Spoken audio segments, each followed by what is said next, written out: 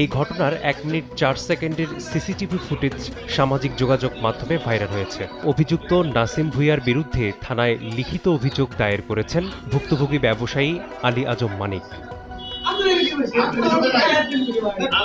অভিযোগ সূত্রে জানা গেছে, আলী আজম মানিক ঘিওর বাস স্ট্যান্ডে মানিক কম্পিউটার নামক একটি দোকান পরিচালনা করেন। অভিযুক্ত নাসিম ভূঁইয়া প্রায়ই ওই দোকানে বিভিন্ন কাজের অজুহাতে যেতেন এবং বিল পরিশোধ না করে চলে যেতেন। টাকা চাইলে নাসিম দোকান বন্ধ করে দেওয়ার হুমকি দিতেন।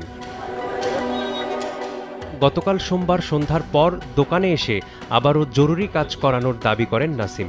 দোকানদার মানিক তখন অন্য কাস্টমারের কাজে ব্যস্ত থাকায় কিছু সময় অপেক্ষা করতে বলেন। পরে রাত 9টার দিকে ক্ষিপ্ত হয়ে নাসিম দোকানদার মানিকের দাড়ি ধরে টানা হেচড়া শুরু করেন এবং অকথ্য ভাষায় গালিগালাজ করেন।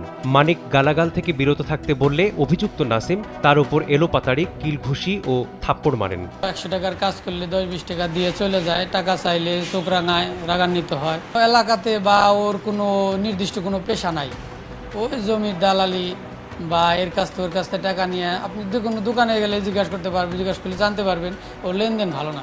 যে কোনো দোকানে গেলে এই দোকানদাররা তাকে কোনো কিছু দিতে চায় না, কারণ সেটা ঠিক মতো টাকা দেয় না।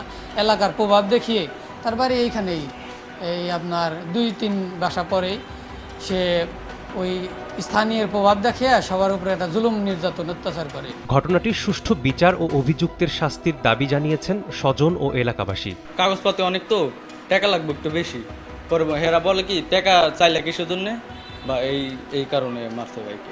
ভিডিওতে যতটুকু দেখছি সেটা কারণ আমাদের মুসলিমদের হৃদয়ে অনেক আঘাত লাগছে যে এরকম করে একটা মানুষকে দাড়ি ধরে এলোপাতাড়ি মারধর করতে পারে না কেউ। দাড়ি ধরে মারবো কেন? দাড়ি ধরে মারার অধিকার কি তাদের কেউ দিছে? এটাই আমার সর্বশেষ কথা, এটাই বিচার হোক। এই ঘটনার পর থেকেই পলাতক আছেন অভিযুক্ত নাসিম ভূঁইয়া।